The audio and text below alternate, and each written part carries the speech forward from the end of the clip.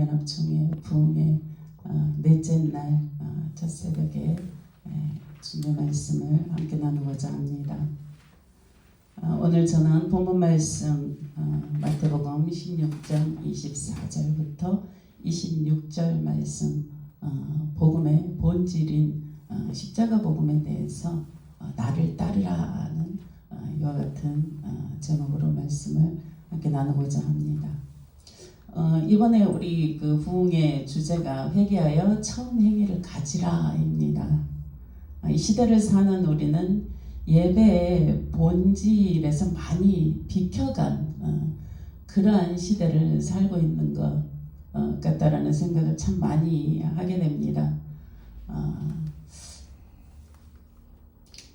회개는 죄에 대해서 돌이켜 주를 따르는 것으로 시작이 되죠. 복음의 본질은 자기 죄를 부인하고 예수 그리스도를 따르는 일입니다. 오늘 본문 말씀처럼 예수께서 제자들에게 예수 그리스도를 믿고 구원받은 하나님의 백성들인 제자들에게 이렇게 말씀하십니다. 24절입니다. 누구든지 나를 따라오려거든 자기를 부인하고 자기 십자가를 지고 나를 따를 것이라 그렇습니다. 누구를 따르라고 그렇습니까? 예수 그리스도를 따르라고 하십니다. 예수 그리스도께서 지금 육체로 이곳에 계시는 것이 아닙니다. 우리는 그러면 말씀으로 오신 예수 그리스도께서 성경에서 어떻게 그분의 삶을 진행해 가셨고 이후에 십자가에서 죽으시고 부활의 영광을 이루신 다음에 승천하시기 전에 제자들에게 하신 그 말씀, 내가 세상 끝날까지 너희와 함께 하리라는 그 약속의 말씀을 따라서 예수께서 짊어지신 십자가, 그 뜻을 깨달아 알고 그분이 가신 길을 따라가야 됩니다.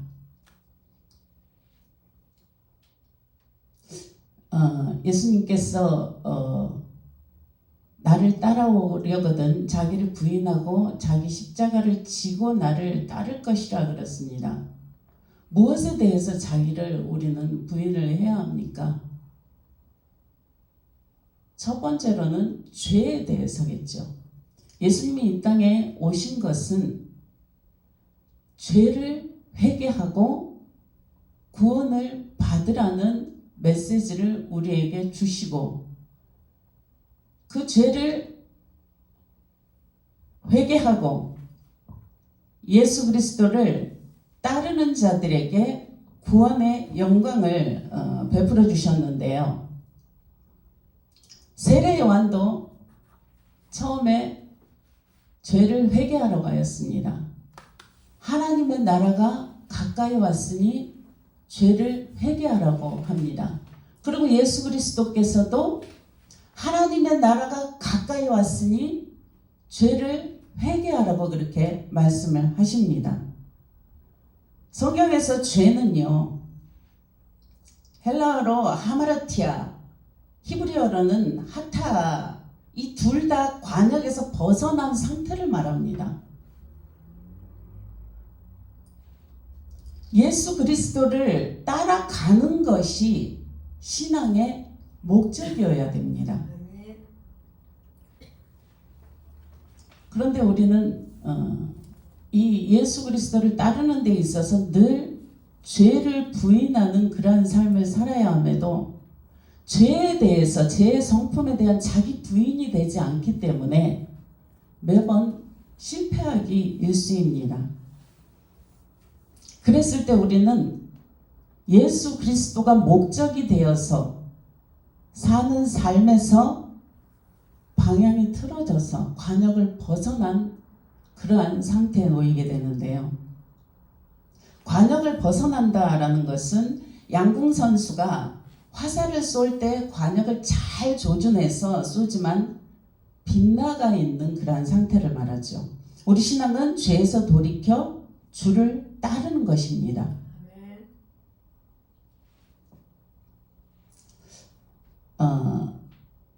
성경에서는 죄의 형태를 여러 가지로 이야기하지만 성도가 하나님을 떠나서 죄 아래에 있는 상태를 말해줍니다. 하나님의 백성으로서 복음의 본질과 목적에서 벗어나거나 이탈된 상태인데요.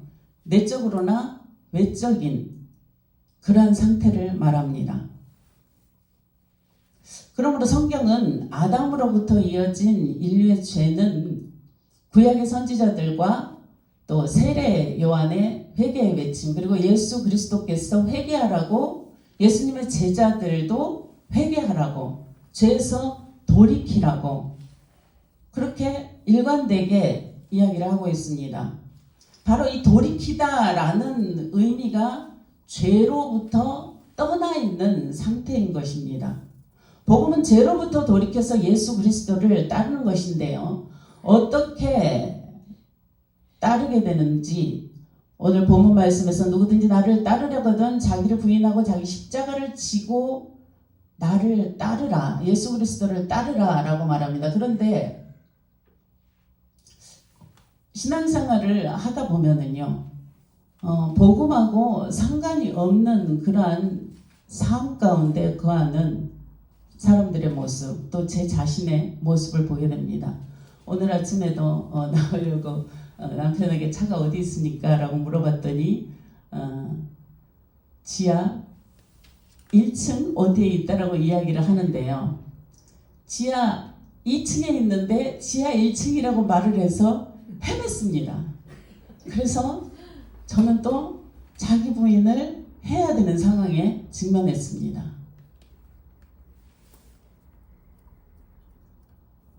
제대로 가르쳐주지 않으니까 헤매니까 속이 상하잖아요.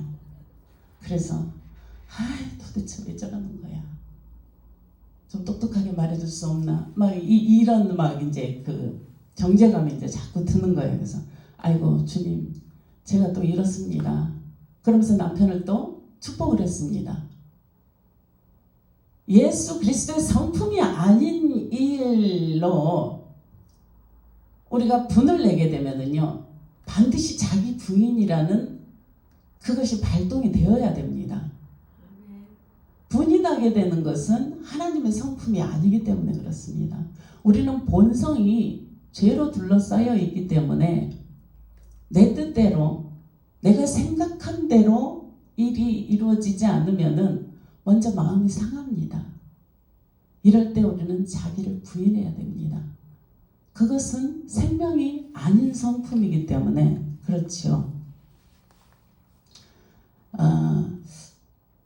우리가 예수 그리스도를 따른다라는 것은요, 바로 첫 번째로 자기 부인이 이루어져야만이 주를 따를 수 있는 첫 단계에 진입하는 것입니다. 그런데 우리는 자주 예수 그리스도를 잃어버립니다. 길을 가다가 우리가 무엇인가를 잃어버리게 되면 처음으로 다시 돌아가 봐야 되겠죠. 길을 걷다가 물건을 잃어버렸거나 또 그 외에 어떤 다른 것들을 깜빡 두고 왔다 그러면 우리는 다시 돌이켜서 처음 길로 가야 됩니다. 물건을 잃어버렸으면 가다가 찾게 되거나 또 두고 왔다면 가서 다시 그것을 들고 와야 되는 것입니다.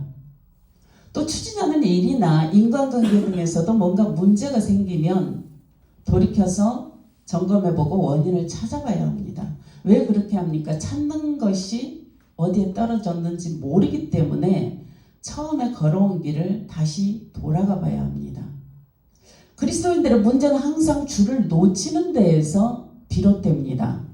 예수 그리스도를 놓치게 되면은요, 우리는 자기의 성품으로, 자기 옛사람의 성품으로 곧 돌아가게 마련입니다. 예수님의 육체의 부모인 그분들은요, 예수님이 12살 되었을 때 6월절에 예루살렘에 갔다가 예수님을 잃어버린 적이 있지요. 그래서 그들은 돌아온 길을 다시 돌이켜 가게 됩니다. 동행 중에 있는 줄 알고 하루길을 갔습니다. 우리도 신앙생활 중에 잘하고 있겠거니 그냥 무디게 생활을 하다가 보면은요, 놓치게 되는 부분이 많습니다. 무엇을 놓칩니까? 예수 그리스도를 놓치게 되는, 복음의 본질을 놓치게 되는 일들이 있을 수 있다는 것입니다. 그래서 이들은요, 친척과 아는 자 중에 있으리라고 막연하게 생각을 했었죠. 그래서 왔던 길을 다시 돌아가서야 예수님을 예루살렘에서 만나게 됩니다. 우리는 어디에서 떨어졌는지 주님을 늘 찾아야 합니다. 예레미야서 29장 11절에서 13절 말씀에 여호와의 말씀이니라 너희를 향한 나의 생각을 내가 아나니 평안이요 재앙이 아니라 너희에게 미래와 희망을 주는 것이라. 그렇습니다. 주님은 우리에게 미래와 희망을 주기 위해서 죄에서 돌이키라고 하십니다. 너희가 내게 부르짖으면, 너희 죄악에 대해서 부르짖으면, 내가 와서 기도하면, 내게 와서 기도하면 내가 너희의 기도를 들을 것이요. 죄가 있으면 기도를 듣지 아니하십니다. 죄가 가로막히면은요, 하나님이 듣지 아니하십니다. 너희가 온 마음으로 나를 구하면 나를 찾을 것이요 나를 만나리라 라고 말씀하십니다. 우리가 죄에서 돌이켜서 온 마음으로 예수 그리스도의 그분의 성품과 그분이 우리에게 주신 복음을 따르고자 한다면 주님은 우리 삶 가운데에서 모든 방면에서 만나 주실 것입니다. 또 우리가 누가복음 24장 13절에서 25절에 35절에 있는 내용을 보면은요, 엠마오로 가는 제자들의 이야기가 나오는데요. 마태복음 26장 3절과 마가복음 14장 27절에 각각 기록된 내용은 이렇습니다. 내가 살아난 후에 너희보다 먼저 갈릴리로 가리라 라고 예수님은 제자들에게 그렇게 말씀하셨습니다. 십자가에 못 박히시기 전에 제자들에게 그렇게 말씀을 하셨음에도 우리는 그들의 모습과 비슷하게요, 문제를 만나면 곧 예수 그리스도를 잃어버립니다. 그래서 인본적인 방법으로 인간의 죄성인 그 성품을 가지고 문제를 해결하려고 달려들지요. 그런데 예수님의 제자들은 부활하신 다음에 갈릴리로 먼저 가신다라는 것을 듣기는 들었으나 잊어버렸습니다. 주님을 만나게 되면은 일어나는 일들을 우리는 엠마오로 돌아가는 제자들을 통해서 알 수 있습니다. 제자들은 예수님이 죽으시고 그 후에 다시는 볼 수 없으리라고 생각을 합니다. 그래서 예수님을 만나기 이전의 삶으로 돌아갑니다. 그러다가 가는 길에서 예수님을 만나게 되는데요. 중요한 것은 그들이 예수님을 만나서 예루살렘으로 다시 돌아온다는 것입니다. 사람이 낙심하게 되면 영적인 눈이 가려져서 하나님의 뜻에서 벗어나서 다른 길을 가게 됩니다. 그들은 예수께서 가까이 이르러서 그들과 동행하시나 알지 못했습니다. 우리도 늘 주님이 함께 하시지만 문제를 만나게 되면은 주님은 온데간데가 없이 인본적으로 지금 부딪힌 그 상황을 해결하기 위해서 사람을 찾거나 환경을 두루 살펴봅니다. 이처럼 예수 그리스도를 늘 심중에 모셨다고 하면서 자기를 부인하고 주를 따르는 일을 망각하게 되면은요, 방향을 잃고 헤매게 됩니다.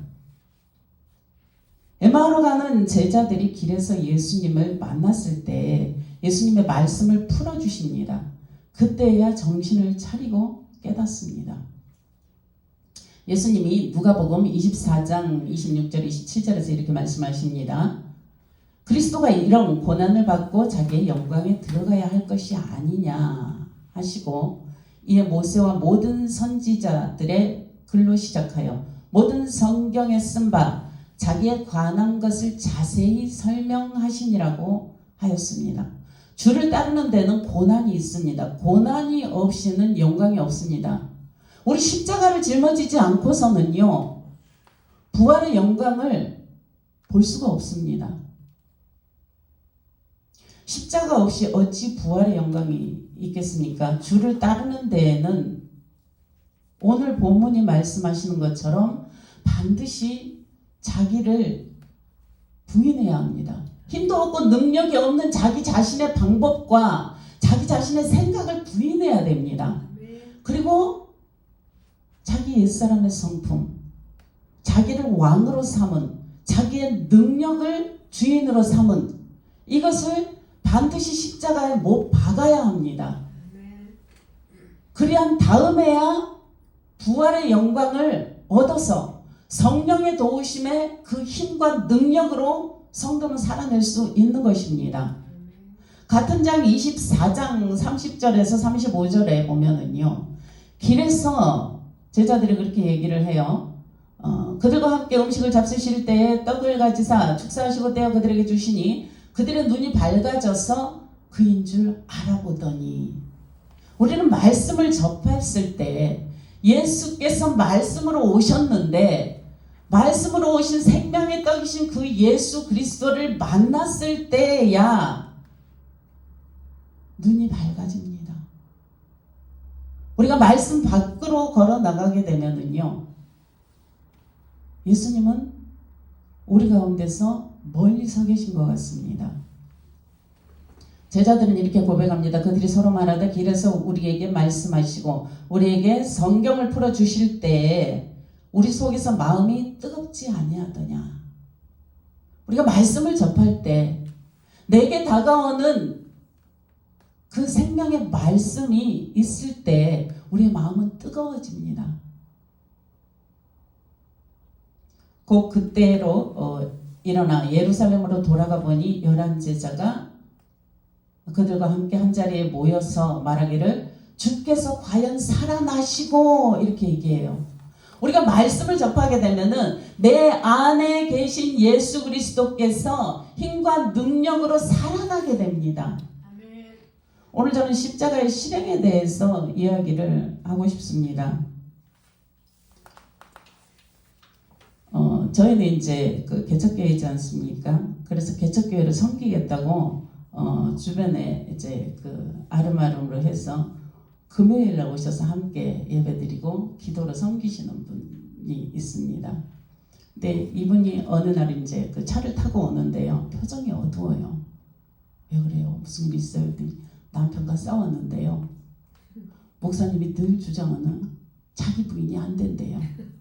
남편을 용서해야 되는데 절대로 안 된다라는 거예요. 그래도 용서하라고. 근데 마음은 그렇게 했는데 딱 앞에 서면은 그 독사 같은 얼굴의 표정과 그 독사의 독과 같은 말을 들으면은요, 절대로 자기 부인이 안 된다고 합니다. 이처럼 자기를 부인하는 일은 쉽지 않습니다. 그러나 마음을 내는 것, 자기를 십자가에, 자기의 옛사람의 그 죄된 성품, 용서하지 않는 그 성품을 십자가에 못 박을 때야만이 못 박아야 되겠다 그래서 작정하는 그 순간 성령이 도와주십니다. 그리고 내가 잘못했습니다. 용서해 주세요. 마음 푸세요. 이렇게 자기를 십자가에 못 박을 수 있습니다. 근데 그 자존심은요, 뱀의 성품입니다. 십자가에 못 박아야 되는 사탄의 성품입니다. 이 사탄의 성품이 절대로 십자가에 못 박히고 싶지 않아 해요. 그러나 그것을 부인하고 그 기분, 그 느낌, 미움 감정을 부인하고 십자가에 못 박고 자기를 낮추고 예수께서 죽기까지 복종하셨던 그러한 심정으로, 여보 내가 잘못했습니다. 서로 그가 잘못했다 할지라도 그가 독사 같은 눈빛으로 나를 바라보고 독사의 그 독과 같은 말로 나를 쏘아 붙일 때 그가 예수 그리스도를 알면 그렇게 하겠습니까? 모르기 때문에 그렇습니다. 예수님도 십자가에 못 박히실 때 그렇게 말씀하셨습니다. 로마 군병들에게 예수님은 용서하는 마음을 가졌습니다. 아버지요, 저들이 하는 일을 모릅니다. 저들의 죄를 용서해 주시옵소서. 예수님의 제자인 우리들도 그렇게 해야 되지 않겠습니까? 주를 따른다라는 것은요, 예수 그리스도께서 어떻게 자기를 부인하시고 어떻게 자기 자신의 혼의 성품을 십자가에 못 박으시고 사망을 이기고 승리하시고 부활하셨는지 그 비밀을 우리가 깨달아 알아야 됩니다. 자, 그래서 그 집사님은 승리하셨습니다. 자기를 십자가에 못 박았어요. 승리하셨습니다. 근데 너무너무 힘들었대요. 힘들지요. 자기 옛사람의 성품 그거 십자가에 못 박는데 그게 쉽습니까? 얼마나 내려오고 싶었겠어요. 얼마나 자존심 상하고 그랬겠습니까? 그런데 그 십자가를 짊어지고 나니까 그렇게 마음이 시원할 수가 없었다 그래요. 왜요? 하나님의 성품, 평강의 왕으로 오신 예수 그리스도의 그 평강이 자기 안에 임했어요. 왜요? 화해가 일어났거든요. 자, 남편은 아니야, 내가 미안해. 그럼 끝나는 것입니다. 자기를 낮추되 죽기까지, 옛사람의 성품이 죽기까지 낮추는 것, 이것이 잃어버린 예수 그리스도를 다시 찾았을 때 오는 평강입니다.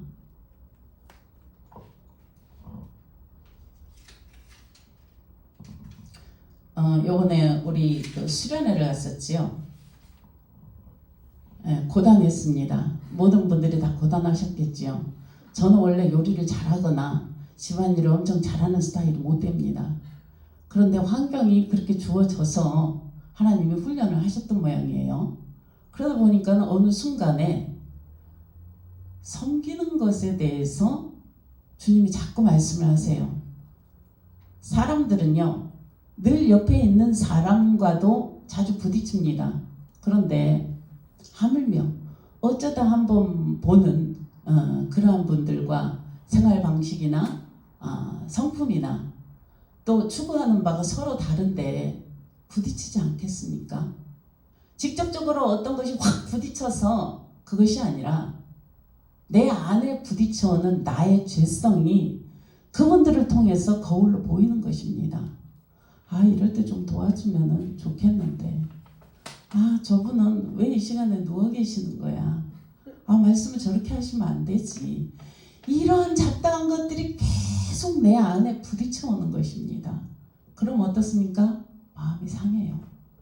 자, 비단 수련회뿐만이 아닙니다. 사람은 단 둘만 있어도요, 노력해야 합니다.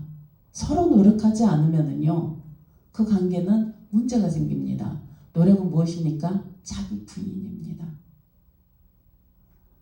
내 앞에 있는 사람이 나를 거슬리게 합니까? 그분이 문제가 아니고요. 그 거슬리게 하는 것에 대해서 반응하는 내 자신, 내가 문제입니다. 왜일까요? 내가 아직 십자가에 대해서 모르기 때문에 그렇습니다. 먼저 기도했습니다. 주님, 이번에 가면은 분명히 이 사람이, 이 속사람이 어리석은 부분이 너무 많아서 또 부딪힐 텐데 마음 상할 일이 없게 해주시옵소서. 제가 어떻게 하면 좋겠습니까? 섬겨라. 자, 섬김은 무엇입니까? 예수 그리스도께서는 평강의 왕이시지만, 승리의 왕이시지만 이 땅에 섬기러 오셨습니다. 예수 그리스도의 성품인 그 섬김으로 섬겨라. 어찌됐든 간에 섬겨라. 섬김을 싫어하는 사람은 없습니다. 그죠? 내가 섬기는 위치에 있을 때는 십자가를 지는 것 같지만 섬기는 위치에 있는 사람이 행복해하는 것, 누림으로 인해서 평안을 얻을 때 그것을 보면은요, 십자가의 그 복음 안에서 이루어지는 평강이 내 안에서도 일어나게 됩니다. 여전히 부딪히는 것들이 있었습니다. 그래서 집에 왔습니다. 와서 주님께 기도를 올려드렸습니다. 아침에서야 주님이 그 찬양을 주셨어요. 형제의 모습 속에 보이는 하나님 형상 아름다워라. 존귀한 주의 자녀 됐으니 찬양하며 섬기리.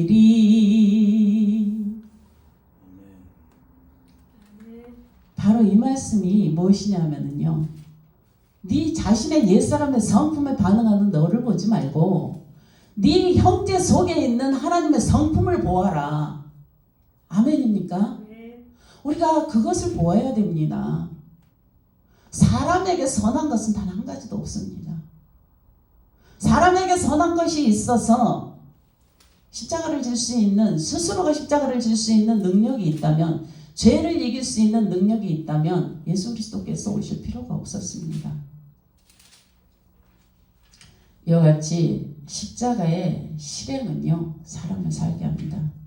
더 놀라운 것은요, 남편과 그 부딪혔던 그 집사님이 교회에서, 자기 교회에서, 그 섬기는 교회에서 지휘를 합니다. 그런데 이제 뭐 악기팀이랑 뭐가 이제 더 조성이 돼가지고 사람들이, 새로운 사람들이 들어오니까 보이는 것마다 자꾸 거슬리는 거예요. 그래서 너무 괴로웠대요. 자, 십자가 복음에 대해서 늘 들으니까 이런 얘기를 해요. 주님께 기도를 하는데 주님이 똑같은 말씀을 주신 거예요. 예, 네 형제 속에 있는 내 형상을 봐라. 놀랍지 않습니까? 한 사람은 아침에, 한 사람은 그 전날 저녁에 하나님의 형상을 보라는 메시지를 받았습니다. 십자가의 실행은요, 우리 힘으로 안 됩니다. 하나님의 도우심, 성령의 도우심을 구해야 됩니다. 우리 25절 본문입니다. 누구든지 제 목숨을 구원하고자 하면 잃을 것이요, 누구든지 나를 위하여 제 목숨을 잃으면 찾으리라. 여기서 말하는 제 목숨은요, 우리 옛사람의 성품, 우리의 혼의 성품, 우리의 자존심, 사탄의 성품인 우리의 자존심, 인간의 죄악의 그 본성을 말합니다. 우리 이거 구하자고 자존심 내세우잖아요. 내가 먼저 잘못했다고 말 절대 못하잖아요. 그러나 예수님은, 예수님을 따르는 그 누구든지 자기 자신을 위해서가 아니라 예수 그리스도를 위해서, 나를 위해서 자기 목숨을 잃으면 찾는다 그렇습니다. 옛사람의 성품을 우리는 잃어버려야 합니다. 십자가에 못 박아야 합니다. 죽을 것처럼 힘듭니다. 왜요? 자존심 내려놔야 되잖아요. 자존심이 곧 내 자신인데, 우리는 갈라디아서에 있는 그 말씀을 잘 압니다. 2장 20절인가요? 이제는 내가 사는 것이 아니오, 내 안에 예수 그리스도께서 사신 것이라 라고 우리는 찬양도 잘 합니다. 참, 십자가의 삶을 살지도 않으면서 우리는 그런 찬양을 부를 때 주님 앞에서 심히 부끄러워해야 합니다. 왜요? 입술로만 우리가 주를 따른다라고 그렇게 찬양하고 있지 않습니까? 저는 그런 제 모습을 자주 보아요. 그래서 날마다 자기를 부인하는 일이 우리에게는 생김을 봅니다. 그때마다 바로 주님, 그렇습니다. 내 안에 이러한 성품이 보입니다. 용서해 주셔서. 인정하는 삶, 그리고 예수 그리스도를 따르려고 노력하는 삶, 우리는 그 길을 가야 합니다. 그것이 십자가의 실행이요, 십자가의 실행 방면에 방향을 트는 일입니다. 26절입니다. 사람이 만일 온 천하를 얻고도 제 목숨을 잃으면 무엇이 유익하리요? 사람이 무엇을 주고 제 목숨과 바꾸겠느냐? 사람은 땅에서 많은 것들을 얻고자 합니다. 육신의 정욕과 안목의 정욕과 이생의 자랑, 이것들이 우리를 늘 유혹하고 우리를 둘러쌉니다. 육체에 속한 사람들은요, 온갖 그런 것들을 위해서만 세상을 삽니다. 더 좋은 차, 더 넓은 교회, 더 많은 성도들, 더 대단한 집회. 우리는 누구를 위해서 살아가고 있습니까? 우리가 세상에서 자랑거리를 많이 얻었다고 할지라도, 내가 심히 사람들에게 유명해졌다고 하더라도, 예수 그리스도를 잃어버리면은요, 예수 그리스도의 자리에 서게 되면은요, 우리는 영생을 얻을 수가 없습니다. 왜요? 누구를 위해서 살았습니까? 주를 위해서 살아야 합니다. 나의 옛사람의 성품이 나의 어떠함을 위해서 사는 것이 아니라, 이제는 내가 죽고 내 안에 사신 예수 그리스도를 위하여 사는 것이 십자가 복음의 길을 걷는 자예요. 그런 삶입니다. 자, 말씀을 마치도록 하겠습니다. 우리는 그렇습니다. 이 시대를 살면서, 이 혼탁한 시대를 살면서 예수 그리스도의 십자가의 도를 따른다고 하지만요, 주님을 잃어버리고 어디서 잃어버리는지 모르고 헤맬 때가 많이 있습니다. 그러나 언제 주님을 찾습니까? 내가 생각하고 내가 계획했던 것이 틀어지거나 막힌 것 같을 때, 그때 우리는 주님을 찾지요. 이것은 어린아이의 신앙입니다. 나는 잘 산다, 이것을 말하는 것이 아닙니다. 저에게는 손주가 둘이 있습니다. 아이들은요, 조금